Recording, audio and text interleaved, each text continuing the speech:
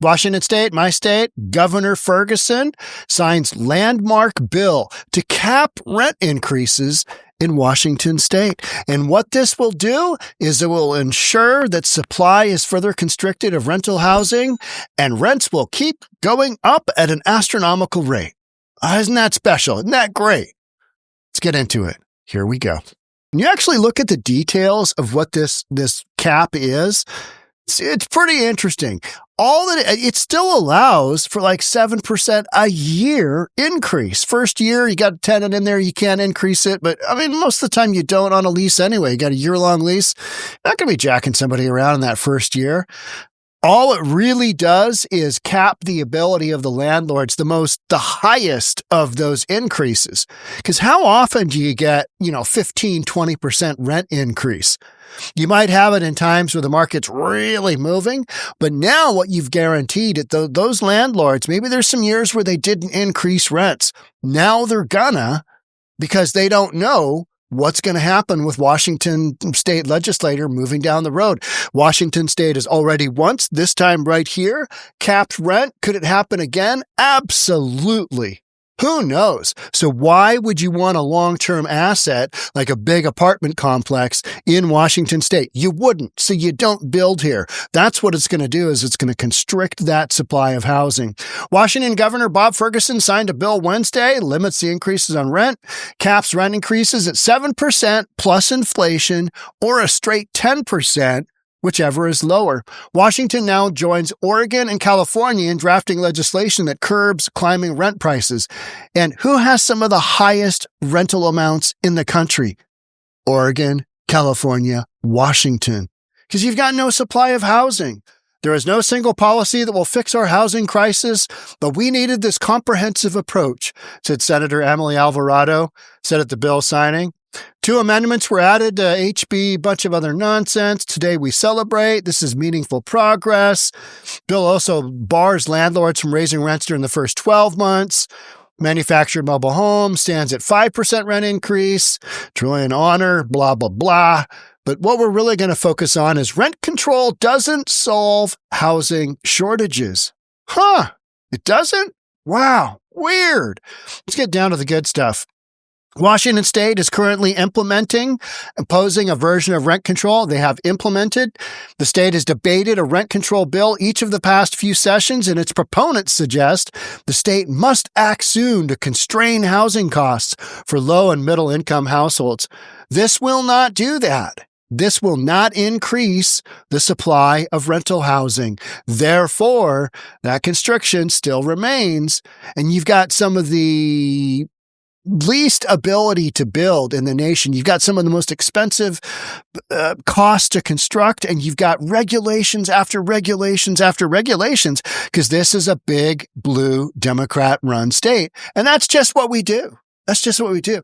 And then we apply stuff like this, and we look back and go, why did rents spike so much? Oh, yeah, because you put a rent cap in it. And you've got no more builders in the market. Oh, is that how it works? Sorry, tenants, your rents went up way more than we thought they actually would. Sorry about that. Well, we'll try and do better next time. However, limiting rent increases is an overly broad tool for helping low-income tenants struggling with housing costs. The ultimate result of any rent control, whether in Washington State or elsewhere, will be fewer new apartments, less maintenance spent on existing apartments. Because if they're in a market where buildings are older and need to raise those rents, commensurate with the marketplace, they can't.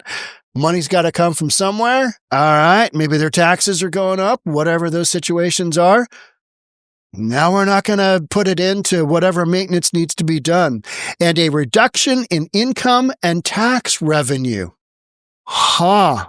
Interesting. So you got fewer apartment complexes, fewer units of housing, reduction in income, and tax revenue. A broad cap on rent increases means that many middle-class and even upper-middle-class renters get reduced rents because of the legislation, and the proportion of benefits that go to low-income households, who are the ostensible beneficiaries, is low.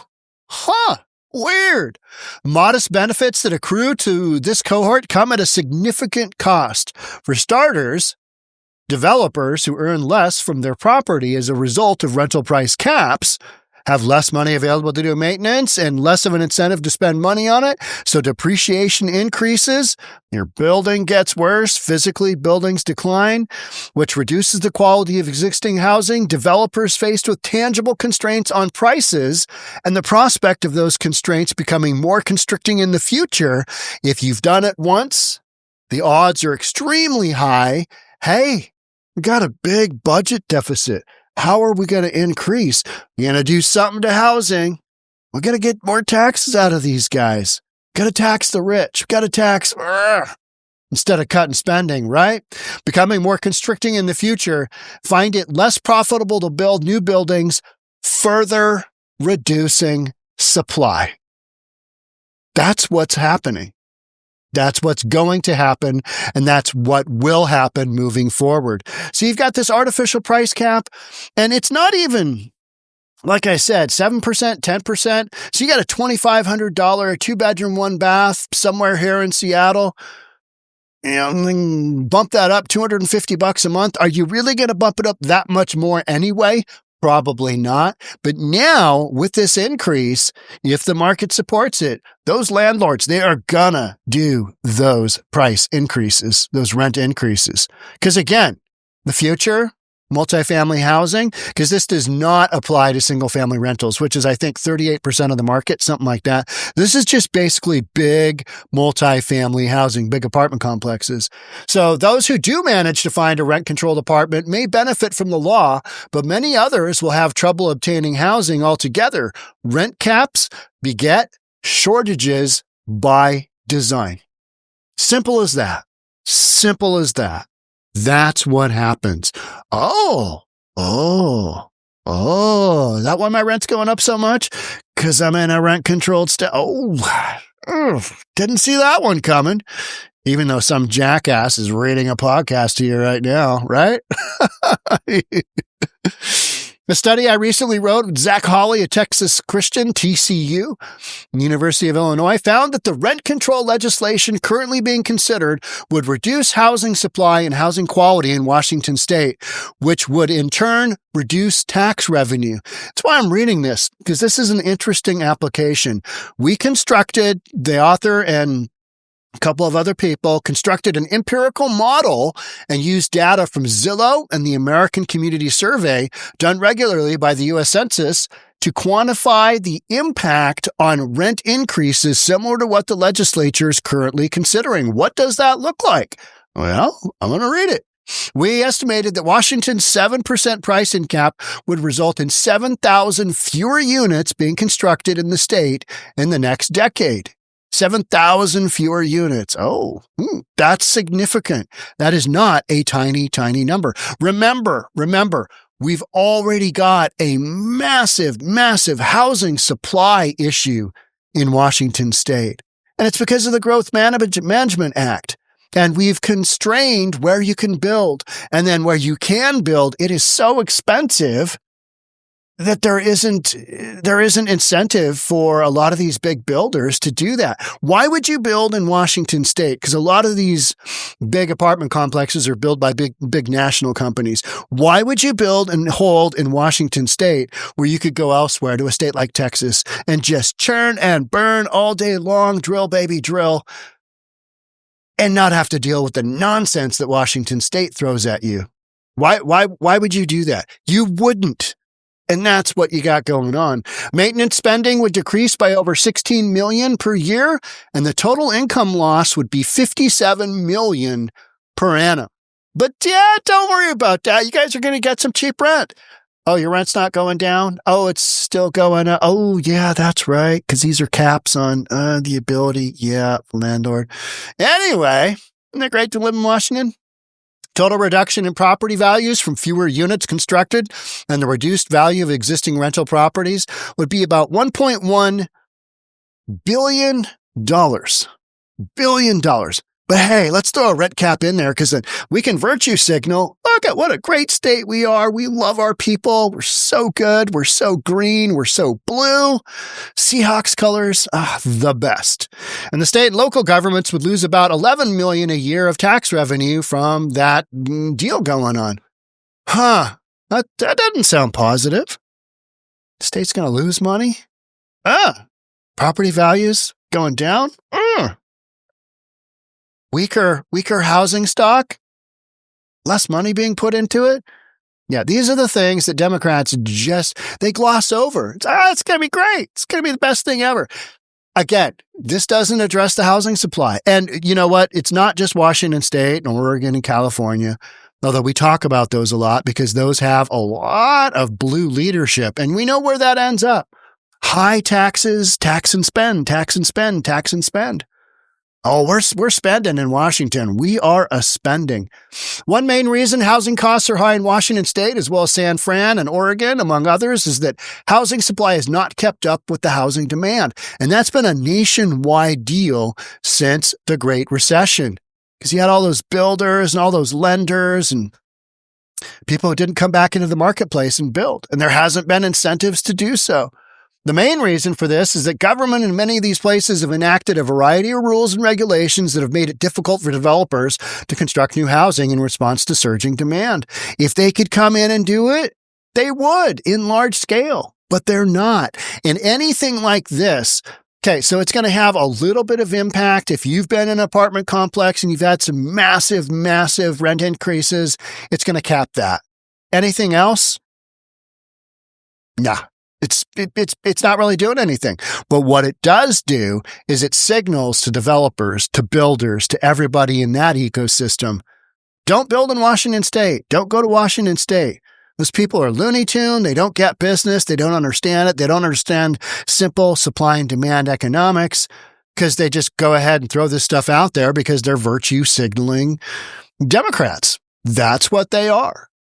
Last year, the state passed a law to allow duplexes or fourplexes in large cities in lots previously designated for single-family homes only, but it is yet to have an appreciable effect, nor will it have a measurable effect, because doing infill, what you're talking about here, is in Seattle, King County. You've got a lot of these lots that are 5,000 square foot lots, which are small. That's a small lot. 50 by 100, that's a small lot.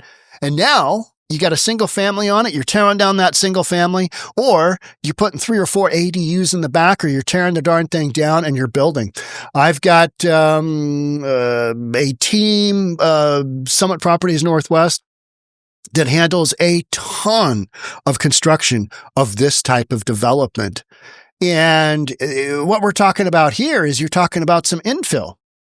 You're not adding enormous amounts of stock of housing to the stock, and you're certainly not adding affordable housing, because in Seattle, we call these cereal box homes because they're all attached and they're literally just the shape of a cereal box. They are rectangular. They're about this wide, and they're a room wide. They're a narrow room wide. And you're stacked on top of your neighbors, neighbor below you, above, side by side. That's not going to have any impact, because you're not really able to build at scale there. You can do one lot, you can do another lot. We're talking about coming in and taking 50 acres and putting up 1,500 units, whatever it might be, 2,000 units, doing that time and time and time and time again. But this mid-level zoning, I'm going real estate on you here, sorry. When you're going this mid-level zoning, which is duplexes or fourplexes in large city lots previously designated for single-family homes, again, not going to have much of an impact. If Washington's political leaders want to address its housing problem, it should combine additional directed housing subsidies for low-income families with efforts to make it easier for developers to build new housing, especially where it's most in demand. Now, builders already have an option. Part of Washington State, builders already have the option to either build an affordable housing unit or chip into the fund. You know what they always do? They chip into the fund, chip into the fund, chip into the fund. And affordable housing doesn't get built. It's not being built. It's just, you can't do it.